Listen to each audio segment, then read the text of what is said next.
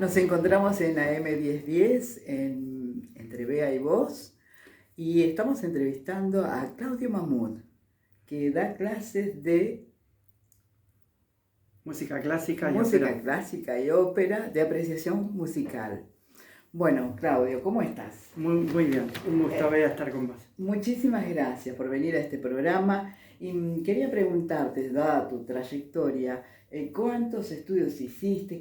¿Cómo encontraste esta beta y cómo enderezaste tus pasos para seguir y ser profesor? Yo siempre escuché música. Lo que sucede es que hasta la adolescencia, más o menos, yo escuchaba música de rock sinfónico, rock pesado, etc.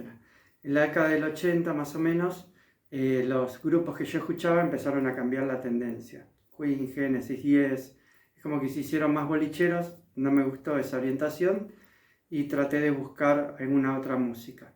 El padre de un compañero del secundario tenía montones de cassettes. Si hay gente joven escuchando no van a saber lo que son los cassettes. Los pero cassettes, tenía un montón. Era la manera en que Sí, primitivamente era se una manera grababa. que se escuchaba, sí, ayer no más. Y entonces me puse a escuchar música clásica así en cassette, que obviamente tenían las obras más conocidas, y ahí me di cuenta que tenía que conocer más para poder apreciarla bien, que era un mundo realmente muy grande, que era algo ajeno a mí. Primero empecé haciendo un curso con una persona también, así como yo, particular, que daba clases, y después empecé en conservatorios a hacer cursos de temas específicos, de música del siglo XX, de música electroacústica, un curso pedagógico con Mensecri. Hice también un curso sobre bajo continuo, que es una manera de acompañar en el teclado en el Conservatorio de Morón. Hice un curso de dirección de escena en el Instituto Superior de Arte del Teatro Colón. Bueno, hice varias cosas y ahí de a poquito fui aprendiendo más. Y mientras tanto iba cada tanto a alguna que otra charla, escuchaba cómo le daba a la gente, me pareció que yo lo podía hacer y bueno, me animé y acá estoy. Ajá. Está buena esa trayectoria. Ahora, ¿cómo haces, por ejemplo, para preparar una clase de música? ¿Cómo haces para preparar la clase de apreciación musical? Eh, bueno, lo que yo hago es escucharla bien y básicamente tratar de que el alumno recuerde los temas, que se dé cuenta cómo los temas se van transformando, cómo en realidad el compositor no trabaja con melodías que uno no ha escuchado y que comprenda que cada uno de los movimientos o una obra entera tiene una determinada estructura y que no es una música que sigue sin ningún tipo de hilación, sino que tiene una hilación y esto se comprueba cuando uno se da cuenta cuál es la hilación que tiene esa música, la comprende más, la aprende, la incorpora más y por ende la goza más. Todo apunta a eso, al goce musical, al goce estético. Eso. Ajá. Y escúchame, ¿cómo sabes que va llegando al público en esa apreciación? ¿Cómo sabes que tu clase está, que la gente está comprendiendo lo que vos le querés transmitir respecto de la música? En las clases presenciales es fácil, porque yo le veo las caras a todos. Como el maestro, tal cual. Por las caras uno se da cuenta quién está metido en el tema, quién no, quién está esperando la próxima obra. Todo eso yo ya me doy cuenta. Lo que es un poquito más difícil es cuando yo envío a alguien una clase grabada. Bueno, ahí obviamente se me escapa la reacción, salvo que me escriban un mail y me contesten y me digan qué es lo que les pareció. Ajá. Y escúchame, ¿cómo manejas? Porque la música mueve sentimientos. ¿Cómo manejas ese tipo de cosas? Porque hay temas de ópera que son muy trágicos. Siempre hago la misma comparación. Así como la materia prima del panadero es la harina, yo creo que la materia prima de mi profesión, de lo que yo me dedico, es la emoción, son los sentimientos. Todo apunta a eso, es decir, por ahí algo puede parecer como muy racional, es decir, bueno, mirá cómo cortó un tema, cómo lo puso acá, y eso puede parecer como muy rígido. pero la verdad es que no lo es y todo apunta a que uno lo reconozca. Y cuando uno reconoce algo que ya sabe, que ya conoce, uno se siente bien. Pasa en la música como pasa en la vida. Entonces, lo que yo trato siempre es de que haya en lo posible diferentes climas dentro de una clase. Y la verdad, lo mismo que Tchaikovsky, Dvorak, Wagner, Verdi, cuido los finales.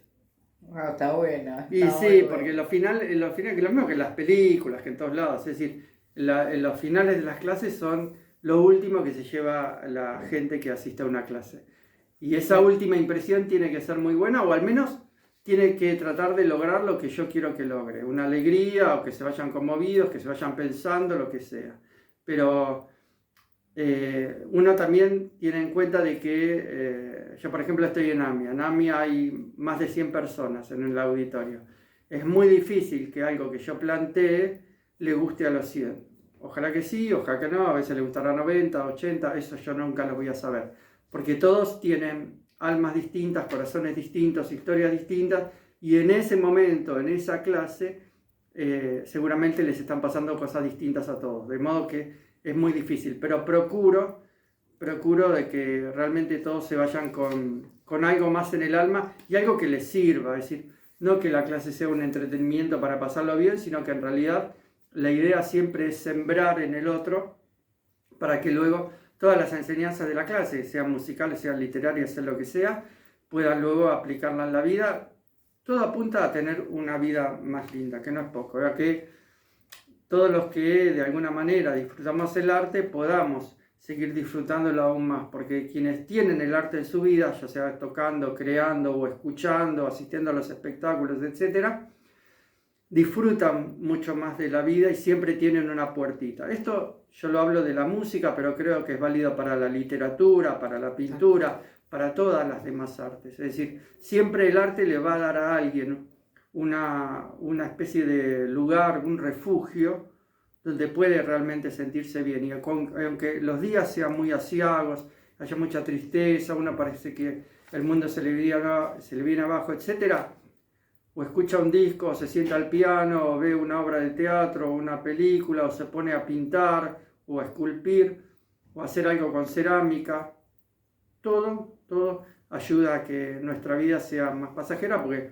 lo cierto es que no todos tenemos vidas perfectas. En la vida nosotros atravesamos por momentos que son lindos y otros que no son tan lindos, pero bueno, la idea es que ese caminito sea lo mejor transitable para nosotros. Y el arte nos ayuda muchísimo a que el camino sea realmente bastante más agradable. Yo creo que en las clases que vos haces lo lográs. Es, como decía en un poema que yo leí hoy en mi programa, es abrir un paréntesis para que uno se conecte con uno mismo y sus emociones, y que estas emociones sean positivas, para poder seguir adelante. Sí, es un paréntesis, pero ese paréntesis está también en la vida de la gente. Tal cual. O sea, no es algo artificial, sino que es algo, o sea, la gente tiene hijos, nietos, problemas de plata, tiene 20.000 cosas, alegría, se va de vacaciones, todo, y también la música. Es decir, no es que la música es algo que está escondido en un rincón del cerebro o el corazón de cada uno, sino que para mucha gente, afortunadamente, la música, las artes... Bueno, yo voy a hablar de la música porque ese es mi tema, pero me refiero a las artes en general siempre.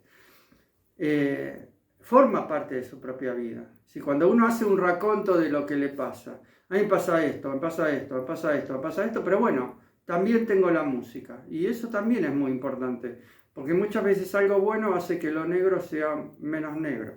Tal cual, tal cual. Escúchame, respecto del tipo de música que vos analizás y todo, yo te iba a hacer una pregunta un poco puntual. ¿Cuántas partes tiene una ópera? ¿Cuántas? O cómo, en general te digo. Sabemos que cuentan una historia, que hay un recitatorio, que hay pausas y todo, pero ¿podrías más o menos decirme? Sí, la ópera, igual que la música clásica, igual que la pintura, en la pintura también se ve mucho, ¿eh? En la literatura por ahí un poquito menos, es más difícil de poder comprobarlo, pero hay cambios también. Es decir, ha ido cambiando a lo largo del tiempo.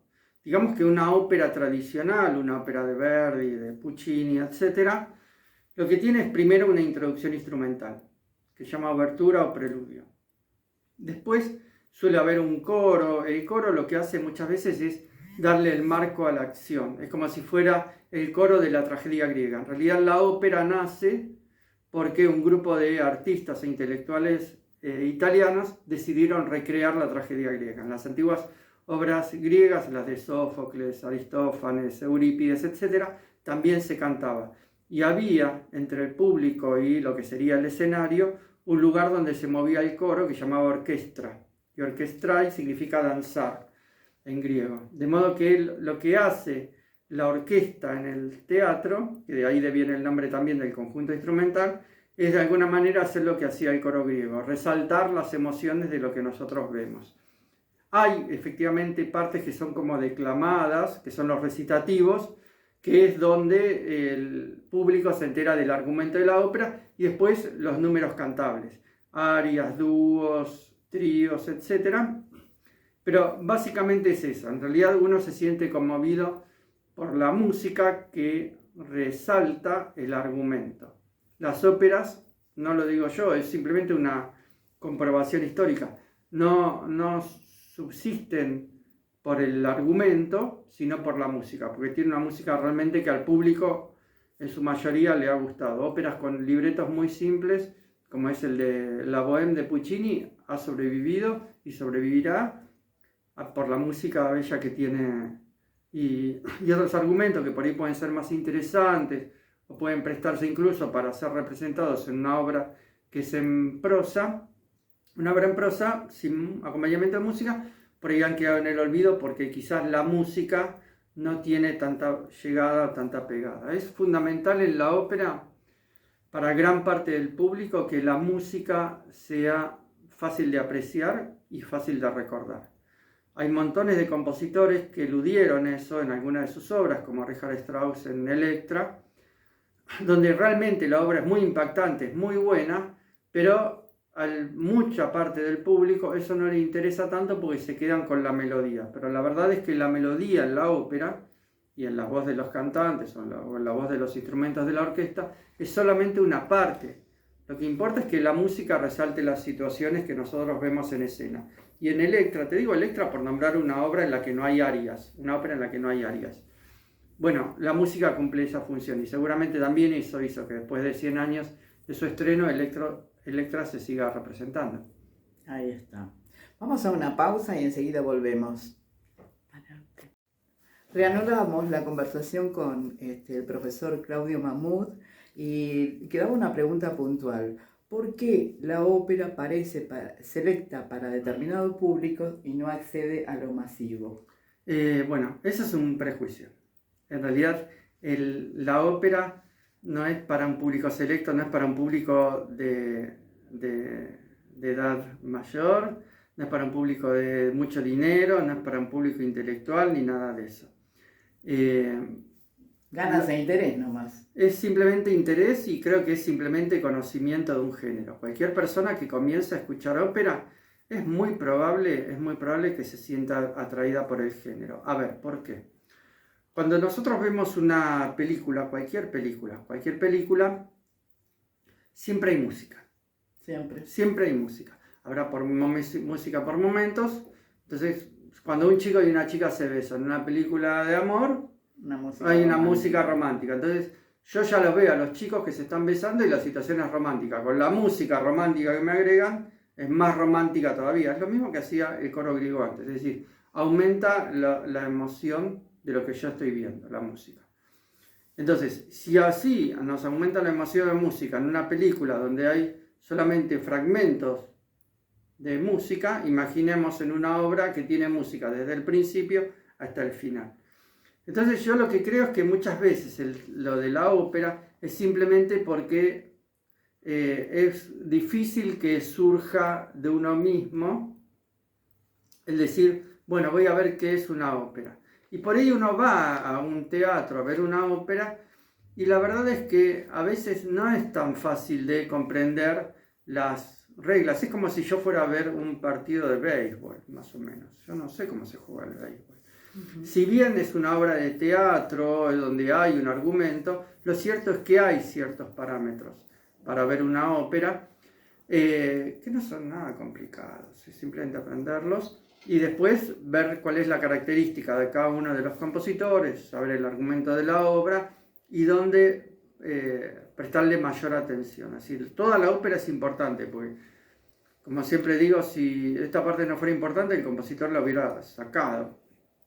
Pero creo que básicamente hay un prejuicio con eso, con que las entradas son caras, que va a un público mayor. Cualquier persona se para en la puerta de algún teatro de ópera. Vos vas al Teatro Colón, te parás en la entrada, especialmente las más económicas, la de Tucumán o Viamonte, ves un montón de gente joven. En cualquier teatro ves un montón de gente joven esperando para entrar.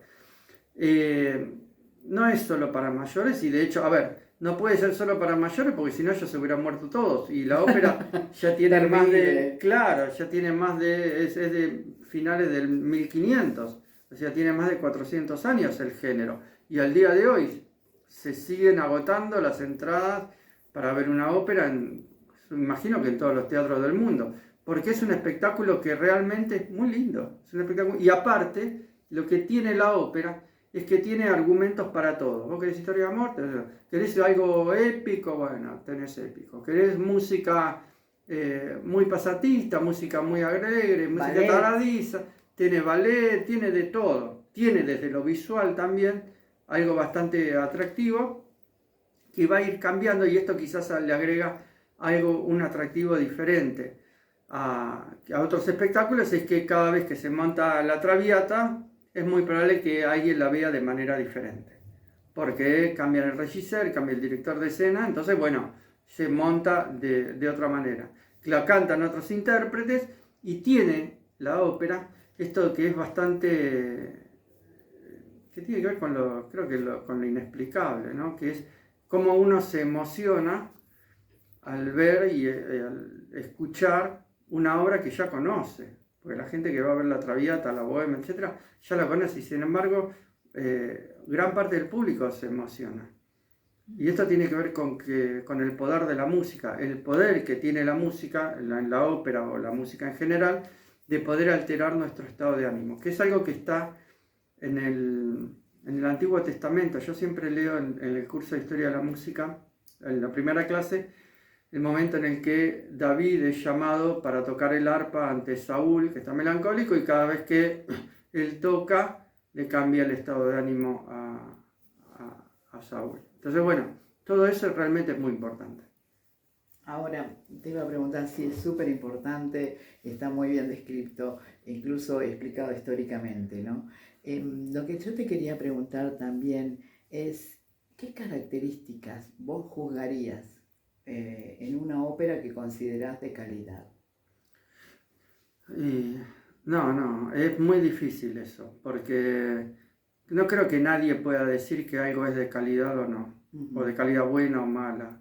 O sea, a ver, si estamos hablando de la creación es muy difícil, porque en realidad también es injusto. Yo no creo que alguien pueda decir de una obra que no es de calidad, salvo que estén mal puestas las notas, que es muy raro, que es muy difícil eso. No, porque es como un montón.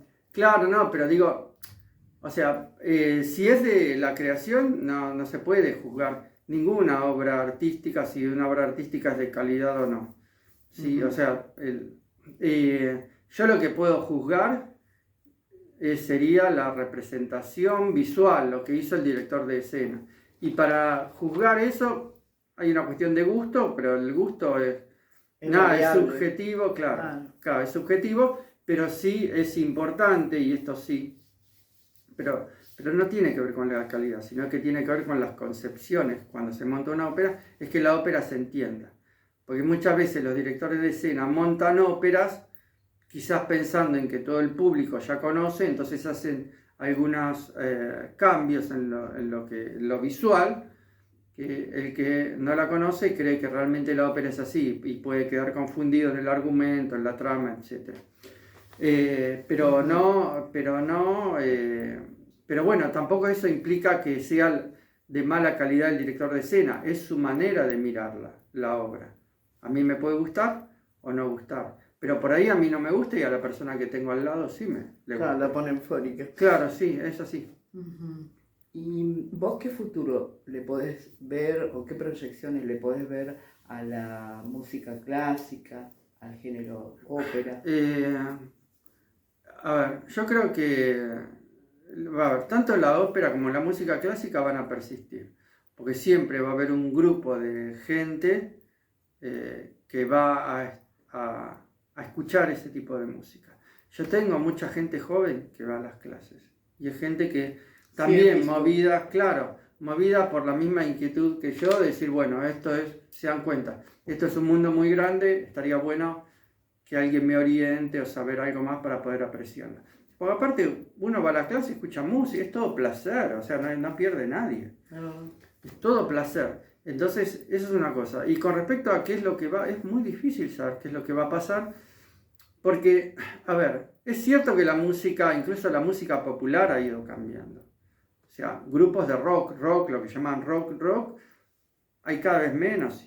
Hay mucha fusión, hay mucha Bueno, los fusión con rockeros otro tienen tipo de música. Tienen más de 70 años los rockeros. Los rockeros clásicos son tercera edad ya.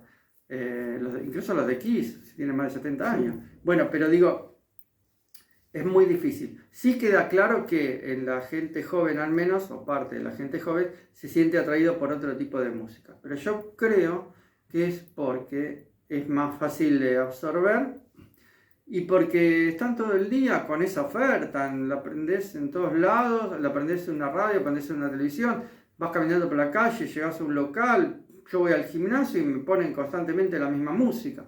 Entonces queda como que las opciones son muy pocas aparentemente, pero no es así, existen. Y eso es lo bueno, o sea, a mí lo que me parece genial es que está bueno, que haya rap, que haya cumbia, que haya tango, ¿tá? Y que también música clásica. Lo bueno es que haya opciones. Después yo elijo cuál de todas. O momentos. O momentos, exactamente. Pero lo que siempre importa es que haya varias. Que no haya un solo camino. Entonces después depende de mí seguir por este camino o seguir por el otro. Pero mientras haya todas ofertas para elegir, está todo perfecto. Para optar. Claro. Y escúchame, esto es un poquito más personal. ¿Vos de qué manera considerás que le estás dando un aporte a la sociedad con tu trabajo? Bueno. ¿Cómo lo ves vos a esto? Bueno, a ver, a mí hace muchos años me nombraron patrimonio artístico de la ciudad, Sí. bueno, por el aporte a la cultura, etc. Mi intento es que todos puedan escuchar mejor la música y en lo posible los ayude a tener una vida mejor. Ya con eso ya me parece que ya con eso estamos hechos. Ya estamos hechos, sí. Uh-huh. Bueno, aparte de la faceta esta que vos tenés respecto de las clases que das y todo, sé que vos escribiste varios libros, uno justamente de apreciación musical, de páginas musicales, sí, que es justamente tu red, ¿no? Sí. Pero también escribiste otros libros. Decime entonces, ¿cuál es el cuento, la narración que vos hayas hecho que te haya traído mayor satisfacción? Que vos dijiste, con este cuento yo ya estoy hecho como escritor. Bueno, eso es muy difícil. Es muy difícil. En cuentos es más difícil elegir uno. Pero en microrrelatos hay un microrrelato que está en mi segundo libro que se llama El Gladiador, que a mí me gustó mucho. No es que a uno no le guste lo que escribe, pues si a mí no me gusta no le daría punto final, sino que hay algunos que lo mueven más a uno que a otro. Y ese microrrelato del Gladiador que está en el segundo libro a mí me gustó mucho y lo presentaba a distintos concursos y no pasaba nada, hasta que en uno, no me acuerdo si me dio una mención, un segundo premio, un premio, no me acuerdo qué me dio. Pero ese microrrelato a mí me gusta mucho. ¿Te sentís un gladiador? No, sí, qué sé yo, me parecía que es muy lindo, es muy lindo. Lo que sucede a veces, no todos, pero alguno que otro cuento tiene referencias o alusiones a alguna obra literaria o a algún escritor, etc. Cuando digo alusiones, es como que me refiero a algún personaje de otra obra, qué sé yo. Entonces a veces sucede que si alguien no conoce esa otra obra, por ahí queda un poquito fuera del ambiente del cuento. Pero bueno, lo disfruta o lo vive de otra manera. Pero básicamente son cuentos que pueden leer cualquiera, que les va a gustar a todo el mundo. Sí, muy y tienen positivos, diferentes... Sí, son muy positivos, ¿sí? Es lo que intento, sí. Y aparte hay algo que yo me di cuenta bastante más tarde, cuando terminé el segundo libro, es que en mis cuentos casi no hay personajes malos. O sea, en el segundo libro, en Eterna Clarisa, hay uno solo malo. Hay dos personajes que empiezan siendo malos y a lo largo de la historia se hacen buenos. Pero malo hay uno solo, que el cuento se llama El Peor Castigo. Pero el resto no, son todas personas que está bueno, y también en muchos de mis cuentos uno después hace como una especie de raconto a ver qué puntos tienen en común. En varios de mis cuentos mis personajes se preparan para hacer algo. O sea, no es que empiezan a hacerlo, sino que se van preparando, estudian, hacen algo y para después llegar a hacer eso. Y eso me parece que está bueno. Está bueno, como sería tu legado eso de que... Sí, la verdad que esas cosas uno las hace sin pensar. O sea, yo lo escribo sin pensar. Pero es el concepto también de que cuando uno quiere llegar a un lugar, tiene que atravesar ese caminito. Y el caminito a veces tiene piedras y bueno. O sea que vos no crees en la inspiración. En parte sí, en parte no. Sí, a ver, claro, sí, hay algo de inspiración. Hay algo que uno no puede tampoco definir, decir cómo es que a alguien le vienen las ideas. Pero muchas veces una situación que uno vive puede ser una punta para escribir un relato. Siempre el tema está en qué es lo que hace uno con lo que ve o con lo que vive. Porque lo que yo escribo, como lo que escribe cualquier otro escritor, sale de adentro. Tal cual. Así que todo pero antes tiene que haber un lleno, ¿no es cierto? ¿Qué escritores te aportaron que vos digas, este tipo me mató, y este tipo me enseñó? A mí hay algunos escritores argentinos. Me gusta mucho Manuel Mujica Lainez y Roberto Art. Los dos son diferentes en estilo, incluso. No digo opuestos, pero más o menos. No. Pero son muy diferentes en estilo los dos. Y bueno, y después internacionales, sí, Víctor Hugo me fascina. El Quijote, yo ahora voy a hacer un curso del Quijote porque me quiero sacar las ganas de hacer un curso sobre el Quijote en la literatura y en la música, y es algo que yo tenía pendiente. Y Molière, sí, lo que pasa es que las de Molière son me encanta a mí. Sí, lo que pasa es que los que yo te mencioné no solo cuentan una historia, sino que también transmiten algo de manera directa o de manera indirecta. ¿Sí? Por ahí Roberto Art, de los que yo mencioné, o Víctor Hugo, Los Miserables está recorrida por pensamientos que son muy profundos, muy profundos. Sí. Y bueno, ese que tipo de que cosas detenerte y leerlo despacito. Sí. Y entonces, a mí ese tipo de escrituras son los que mira, los que estoy leyendo digo, mira. Muchas veces uno lee obras que están buenas, o sea, que están realmente muy bien escritas. Pero fue de eso, es lo mismo que sucede con las películas o con un montón de cosas. Algunas son para que vos estés bien y otras que son para que te muevan por dentro. Bueno, también depende eso del lector. Que ahí sí yo no tengo ningún tipo de control.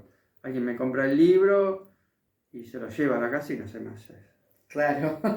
No sé, ya no sé. No sé si por ahí, cada tanto me mandan algún mensaje sobre lo que les pareció, pero ahí sí es cuando no tengo el control ni sé qué es lo que va a pasar con lo que yo hice. Tal cual. Porque el libro se lo llevan a la casa, ya está, ya no puedo hacer más nada. Ya está, no hay un registro de la interactividad. No, ¿Y ahora qué estás haciendo? Yo ahora sigo, en cuanto a la literatura, sí. Tengo cuentos para publicar en 2 libros más, que supongo que los publicaré el año que viene, publicaré uno y otro el año siguiente. Quiero escribir una novela, pero bueno, para escribir esa novela estoy leyendo bastante sobre el tema que me interesa, de qué trate, pero tengo en claro al menos, por ahí no tengo todavía muy en claro el argumento, pero sí tengo en claro qué tipo de novela me interesa escribir, que es la que a mí me gusta leer, que es la novela en la que siempre pasa algo. eso, que no es fácil. Ujú. O sea, pasa esto, después pasa esto, después pasa esto, después pasa esto, después pasa esto. Después el de allá, el que estaba 80 páginas más atrás, vuelve. Ese tipo de cosas. Ah, Que mira. no son nada fáciles de escribir, pero hay escritores que lo han hecho. Hay una novela de Ken Follett que es muy buena, que se llama Los Pilares de la Tierra, que es un ladrillo así. Y es muy buena, y bueno, las obras de Víctor Hugo en general son así Sí, también. son muy buenas. Sí, tienen esa característica. Pero hay que leerlas muy despacito. Hay que leerlas, no hay apuro para nada, no hay apuro, todo apunta al goce, o sea, no es una carrera de tratar de aprender, de leer rápido o consumir, como a veces dicen, ay, ¿qué consumís? Bueno, uno no se consume una lata de tomate, no un libro o una obra artística. No hay apuro, que cada uno se tome el tiempo que quiera, pero lo que importa es que lean. Y leer es muy importante, leer de todo en realidad. Tal Siempre cual. es importante leer de todo. Y ahora realmente es todo muy accesible. Todo lo que sea de lectura es muy accesible. Ujú. ¿Te sentiste cómodo en esta entrevista? Perfecto. Muy cómodo, bueno, Bea. decinos las redes.